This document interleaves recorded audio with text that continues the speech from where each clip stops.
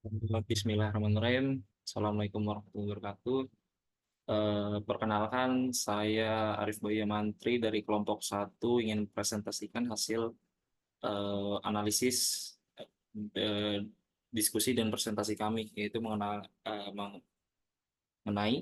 analisis SWOT,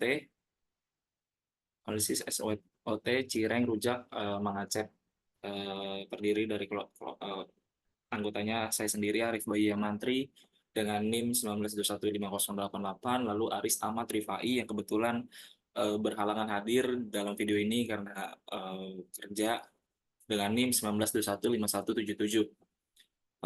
Akan saya mulai presentasinya. Oke, selanjutnya ada pendahuluan. Pertama, dalam era di mana industri makanan terus berkembang dengan pesat, warung makan menjadi bagian tak terpisahkan dari kehidupan sehari-hari masyarakat. Salah satu warung makan yang telah meraih popularitas tinggi di tengah persaingan ketat adalah Cireng Rujak Mang Aceh. Dikenal dengan resep cirengnya yang khas dan cita rasa yang menggugah selera, Cireng Rujak Mang Aceh telah berhasil menarik perhatian para pecinta kuliner sejak bertahun-tahun lalu. Namun, seperti hal bisnis lainnya, usaha ini tidak luput dari tantangan dan peluang yang perlu dieksplorasi lebih lanjut melalui analisis SWOT. Kita akan bersama-sama menggali lebih dalam untuk memahami faktor-faktor apa saja yang dapat mempengaruhi jalannya bisnis cireng Mang Aceh di pasar yang terus berubah ini. Mari kita telah bersama-sama bagaimana kekuatan, kelemahan, peluang, dan ancaman yang ada dapat membentuk strategi ke depan untuk memastikan kesuksesan berkelanjutan usaha ini. Berikut ada rumusan masalah. Pertama ada bagaimana deskripsi usaha Cireng Rujak Mang Aceh. Lalu apa manfaat dan tujuan didirikannya usaha Cireng Rujak Mang Aceh. Lalu ada bagaimana analisis SWOT usaha Cireng Rujak Mang Aceh. Lalu bagaimana strategi meningkatkan usaha ini atau Cireng Rujak Mang Aceh. Kita lanjut ke deskripsi usahanya. Cireng Rujak Mang Aceh adalah warung makan kecil yang dikenal dengan penyajian cireng berpadu dengan rasa dan konsep rujak yang unik. Dibuat oleh Mang Aceh sendiri, seorang pengusaha kuliner yang berdedikasi tinggi terhadap eksperimen rasa. Cireng Rujak Mang Aceh merupakan destinasi kuliner yang menarik bagi pecinta makanan tradisional dengan sentuhan modern. Terletak di lokasi strategis di pusat kota, warung ini menawarkan berbagai varian cireng dengan tambahan bumbu rujak yang segar dan menggugah selera.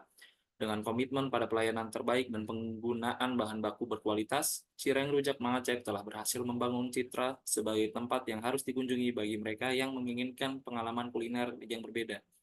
Penyajian yang kreatif dan cita rasa yang memikat membuat warung ini menjadi favorit di tengah persaingan industri kuliner yang semakin berkembang. Berikut ada manfaat dan tujuan dari usaha berikut.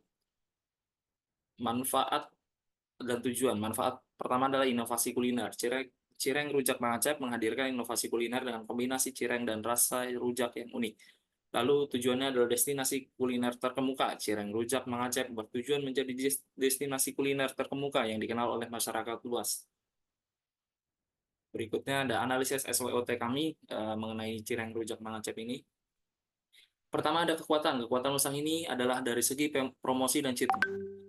Karena proses pemasaran menggunakan sistem online, sehingga jangkauan distribusinya luas. Lokasi usaha yang strategis memudahkan konsumen repeat order. Karena pemasaran menggunakan sistem online, sehingga mudah dikenal di kalangan masyarakat. Jangkauan distribusinya cukup luas. Pemilik usaha juga melayani delivery order yang dapat memudahkan konsumen. Produk mempunyai cita rasa teh, harusnya ini cireng ya, cita rasa cireng yang khas dengan cireng pilihan. Sorry, tulisannya teh. Bahan baku yang berkualitas dan cocok dengan lidah orang Indonesia sehingga cukup mudah untuk mendapatkan konsumen.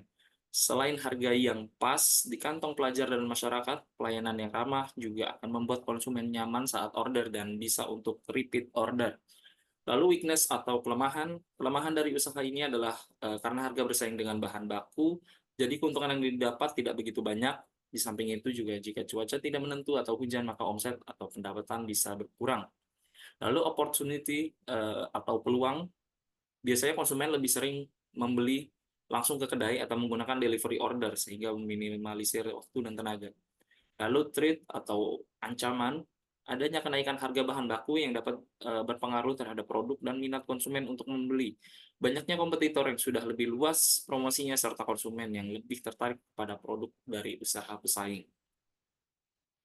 Berikut adalah strategi untuk meningkatkan usaha, saran kami untuk strategi untuk meningkatkan usaha untuk usaha rujak, cireng rujak Mangacep ini. Pertama adalah melakukan survei pasar. Dengan melakukan survei pasar akan mengetahui kelemahan dan kelebihan kompetitor. Lalu menambah pekerja, dengan menambahkan pekerja dalam usaha ini akan dapat memenuhi permintaan konsumen yang banyak. Lalu mendirikan tempat usaha atau grand opening. Tempat usaha akan memudahkan konsumen untuk memesan produk secara langsung. Lalu menambah variasi produk agar konsumen tidak bosan, selalu ingin mencoba membeli produk yang bervariasi.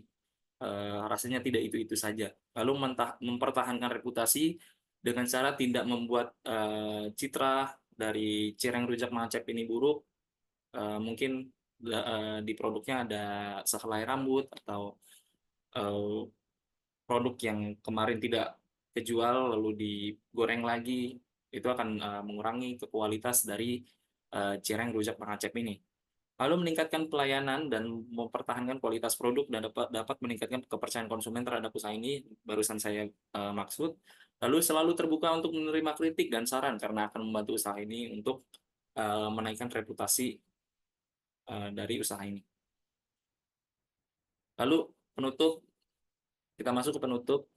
Kesimpulan, analisis SWOT sangat penting adanya, karena dengan menggunakan analisis SWOT, kita dapat menyimpulkan kelemahan dan kelebihan dari usaha yang kita jalankan, bahkan kompetitor. Dengan mengetahui kekurangan dan kelebihan kompetitor, kita dapat dengan mudah mengembangkan usaha kita sehingga tetap eksis dan menguntungkan. Lalu saran dari kelompok kami untuk calon usahawan sebaiknya mengetahui apa saja kelemahan dan kelebihan usaha atau bisnis yang akan dijalankan, sehingga mampu menentukan langkah ke depan untuk meningkatkan bisnis yang dijalankan serta kemampuan berwirausaha. Selesai.